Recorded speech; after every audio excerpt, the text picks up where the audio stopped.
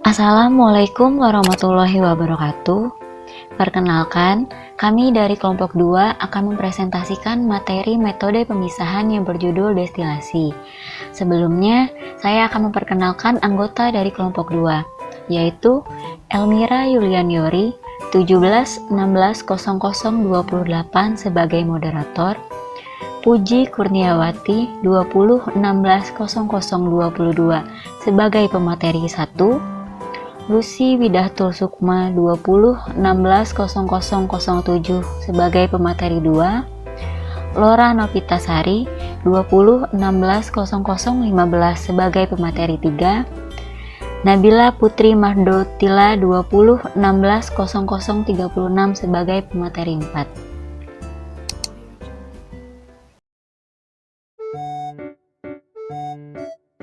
Definisi destilasi. Menurut Winkel pada tahun 1967, destilasi adalah suatu proses pemisahan dua atau lebih komponen dalam suatu campuran berdasarkan perbedaan titik didih dengan panas sebagai tenaga pemisahnya. Destilasi menggunakan panas sebagai agen pemisah campuran. Campuran zat dididihkan hingga menguap, dan uap ini kemudian didinginkan kembali ke dalam bentuk cairan. Zat yang memiliki titik didih lebih rendah akan menguap lebih dahulu. Tujuan destilasi. Tujuan destilasi adalah pemurnian zat cair pada titik didihnya dan memisahkan cairan tersebut dari zat padat yang terlarut atau dari zat cair lainnya yang mempunyai perbedaan titik didih cairan murni. Uap yang dikeluarkan dari campuran sebagai uap bebas. Adapun konsentrat yang jatuh sebagai destilat bagian cair yang tidak menguap sebagai residu. Proses destilasi diawali dengan pemanasan. Zat yang memiliki titik didih rendah akan menguap. Uap tersebut bergerak menuju kondensor. Proses pendinginan terjadi karena kita mengalirkan air ke dalam dinding. Proses ini berjalan terus-menerus dan akhirnya kita dapat memisahkan seluruh senyawa yang ada dalam campuran homogen tersebut. Tujuan destilasi. Tujuan destilasi adalah pemurnian zat cair pada titik didihnya dan memisahkan cairan tersebut dari zat padat yang terlarut atau dari zat cair lainnya yang mempunyai perbedaan titik didih cairan murni. Uap yang dikeluarkan dari campuran sebagai uap bebas. Adapun konsentrat yang jatuh sebagai destilat bagian cair yang tidak menguap sebagai residu. Nah, selanjutnya yaitu jenis-jenis destilasi. Yang pertama adalah destilasi sederhana. Destilasi sederhana atau destilasi biasa adalah teknik pemisahan kimia untuk memisahkan dua atau lebih komponen yang memiliki perbedaan titik didih yang jauh. Suatu campuran dapat dipisahkan dengan destilasi biasa ini untuk memperoleh senyawa murni. Senyawa yang terdapat dalam campuran akan menguap saat mencapai titik didih masing-masing. Aplikasi destilasi sederhana digunakan untuk memisahkan campuran air dan alkohol.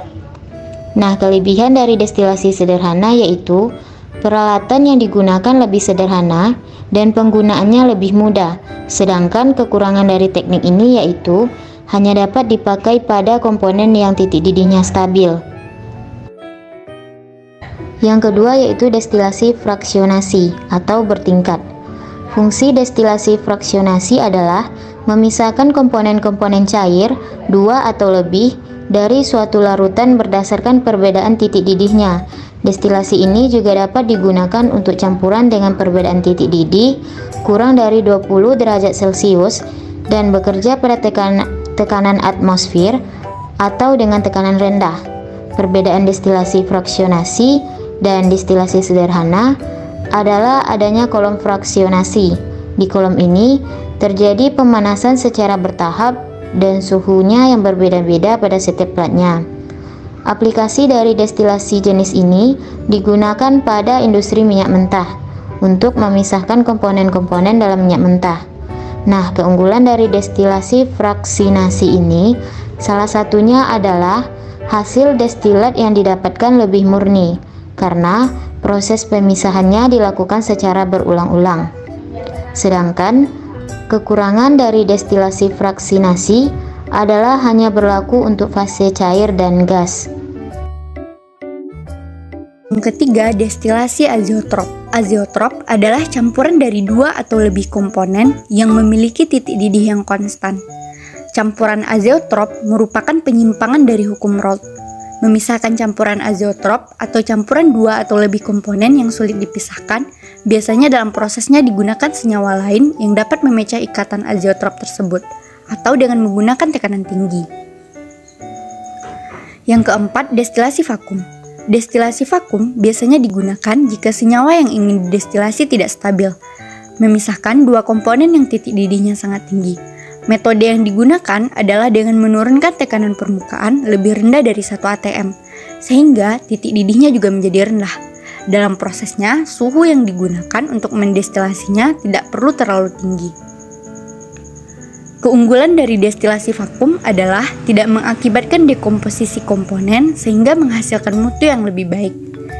Sedangkan kekurangan dari destilasi vakum adalah tidak dapat digunakan pada pelarut dengan titik didih yang rendah jika kondensornya menggunakan air dingin, karena komponen yang menguap tidak dapat dikondensasi oleh air. Yang kelima, destilasi uap.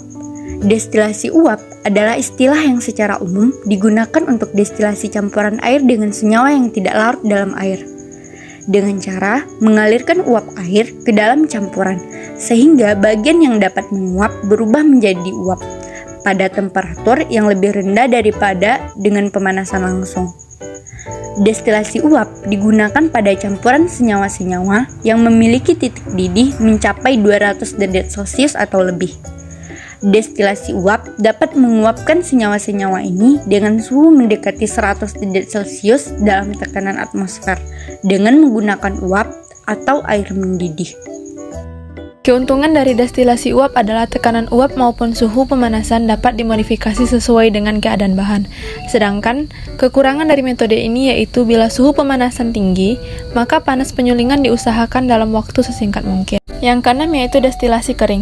Destilasi kering merupakan destilasi yang dilakukan dengan cara memanaskan material padat untuk mendapatkan fase uap dan fase cairnya. Biasanya digunakan untuk mengambil cairan bahan bakar dari kayu atau batu bara. Selanjutnya itu komponen alat destilasi. Yang pertama yaitu labu destilasi, berfungsi untuk wadah atau tempat sebuah campuran zat cair yang akan didestilasi. Selanjutnya still head, berfungsi untuk penyalur uap atau gas yang akan dimasukkan ke alat pendingin atau kondensor. Selanjutnya termometer. Termometer umumnya dipakai untuk mengukur suhu uap zat cair yang didestilasi selama proses destilasi berlangsung. Selanjutnya ada kondensor, berfungsi sebagai aliran uap hasil reaksi serta untuk aliran air keran. Selanjutnya itu labu didih, berfungsi untuk wadah sampel, contohnya seperti memisahkan alkohol dan air, pipa dalam sama pipa destilasi. Selanjutnya itu adaptor, berfungsi untuk menyalurkan hasil destilasi yang telah terkondisi untuk disalurkan ke penampungan yang sudah disediakan. Selanjutnya ada mantel, berfungsi untuk memanaskan bahan di dalamnya. Selanjutnya adalah vakum rotary evaporator. Vakum rotary evaporator adalah alat yang berfungsi untuk memisahkan suatu larutan dari pelarutnya, sehingga dihasilkan ekstrak dengan kandungan kimia tertentu, sesuai yang diinginkan. Cairan yang ingin diuapkan biasanya ditempatkan dalam suatu labu yang kemudian dipanaskan dengan bantuan penangas dan diputar. Uap cairan yang dihasilkan didinginkan oleh suatu pendingin atau kondensor dan ditampung pada suatu tempat, yaitu receiver flask. Kecepatan alat ini dalam melakukan evaporasi sangat cepat, terutama bila dibantu oleh vakum. Terjadinya bumping dan pembentukan busa juga dapat dihindari.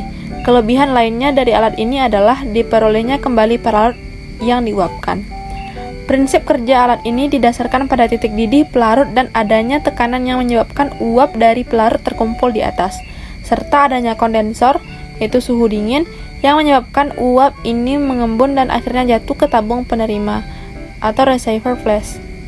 Setelah pelarutnya diuapkan, alat dihasilkan ekstrak yang dapat berbentuk padatan atau solid atau cairan, itu liquid. Biasanya ekstrak yang dihasilkan dari ekstraksi awal ini, ekstraksi dari bahan tumbuhan, disebut sebagai ekstraksi kasar atau corded extract. Berikutnya contoh penerapan destilasi, yaitu pada penyulingan air laut, pada pemisahan minyak bumi, dan pada merebus air. Sekian dari kami, apabila terdapat kesalahan kami mohon maaf. Wassalamualaikum warahmatullahi wabarakatuh.